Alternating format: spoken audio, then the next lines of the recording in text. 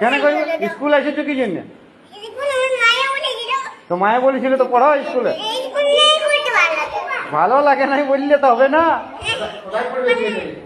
কোথায় পড়বে? হ্যাঁ ঘরে। তো তাহলে তুমি কেন স্কুলে এলে? হ্যাঁ, তাহলে চলে যাও। না ব্যাগ রেখে দাও, ব্যাগ লিখতে দিব না, ব্যাগটা লিখতে দিব না।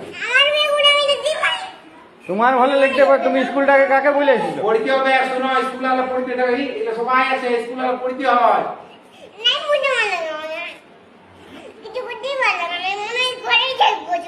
বাপরে, ঘরে থাকলে হবে?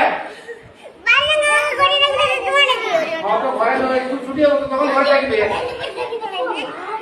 স্কুল যখন ছুটি হবে, স্কুল যখন ছুটি হবে তখন ঘর যাবে।